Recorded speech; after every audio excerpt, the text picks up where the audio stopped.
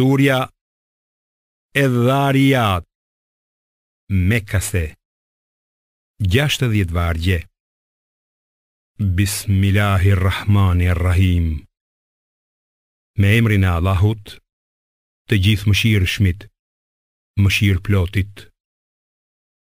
Betohem në erërat që çojnë pluhurin, dhe në ret e ngarkuara rënd, dhe në ato që lundrojnë lehtë, dhe në engjëjt që shpërndajnë urdhërat, se me të vërtet është e sigurt ajo që ju premtohet, dhe çdo shpërblim e dënim do të ndodh. Për qiellin e stolisur me yje, ju keni gjithë farë mendimesh, prej ti i Kuranit shmanget ai që nuk beson, qofshin mallkuar gënjeshtarët, të cilët janë të zhytur në padije dhe të shkujdesur ndaj ditës së gjykimit. Ata pyesin, kur do të jetë dita e gjykimit? Atë ditë ata do të përcëllohen në zjarr. Do t'u thuhet, shijoni dënimin tuaj. Këtë kërkuat t'ju shpejtohet. Padyshim, ata që i frikësohen Allahut do të jenë në kopshte dhe burime, duke marrë atë që u ka dhuruar Zoti i tyre, me që më parë kanë qenë punë mbar. Ata flinin pak natën, ndërsa në agim kërkonin falje nga Allahu. Në pasuritë e tyre ka pasur pjesë për lypsit dhe nevojtarët.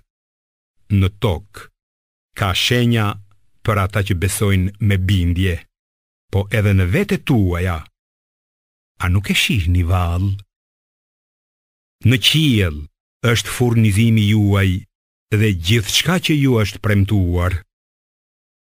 Betohem për Zotin e qiellit dhe të tokës, se kjo që ju premtohet është e vërtet, ashtu siç është të folurit tuaj.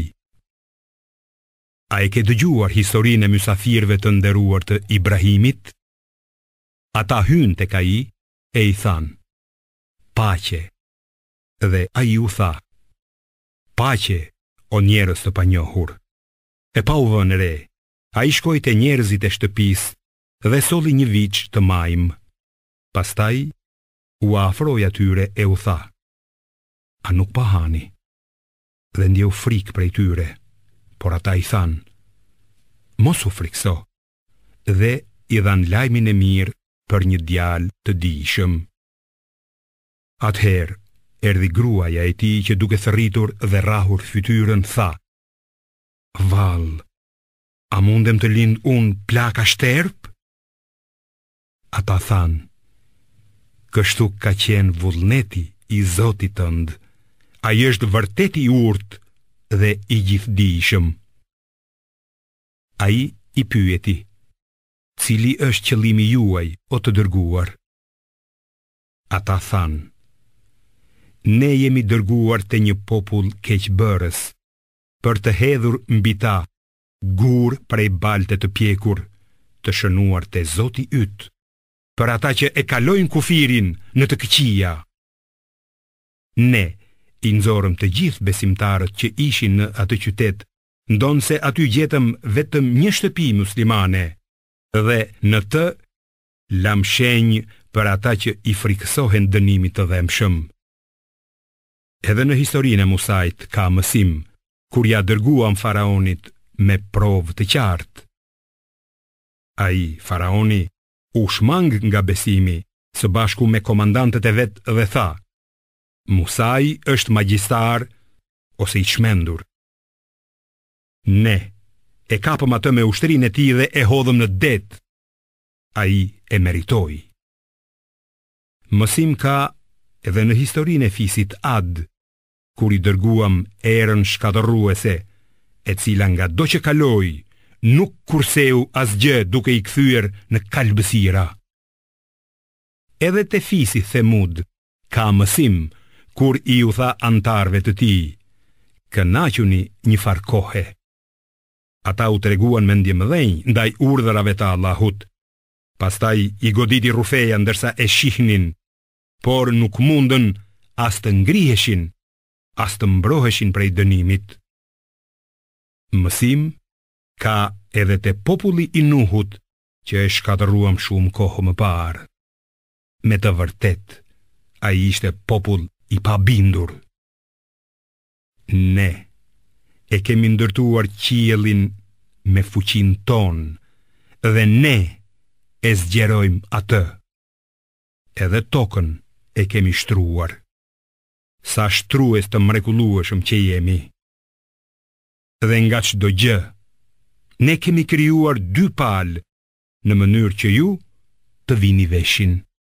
Andaj, ikni prej dënimit drejt shpërblimit të Allahut, se unë vërtet që jam dërguar te ju prej tij, si paralajmërues i qartë. Dhe mos adhuroni zot tjetër krahas Allahut, se unë vërtet që jam dërguar te ju prej tij, si paralajmërues i qartë. Kështu, sa herë që një i dërguar vinte te popujt para tyre Mekasve, ata thoshin: është magjistar, ose është i çmendur. Vallë, a mos ja kanë pasuar këtë njëri tjetrit? Jo, por ata vetë janë popull që e kanë tepruar. Prandaj, shmangu prej atyre, ti nuk do të qortohesh për këtë, por këshillo, se vërtet këshilla u bën dobi besimtarve. Gjindet dhe njerëzit i kam krijuar vetëm që të më adhurojnë. Unë nuk kërkoj prej tyre risk, as nuk dëshiroj që të më ushqejnë. Vërtet, Allahu është furnizuesi i vetëm, i fuqishmi, i plot pushtetshmi. Pa dyshim, ata që kanë bërë të këqija, do të kenë pjesën e tyre të dënimit, të ngjashme me pjesën e shokëve të tyre të mëparshëm që kanë qenë si ata. Prandaj, të mos më sfidojnë që ta shpejtoj atë. Kështu, mjerë mohuesit prej ditës që u është premtuar.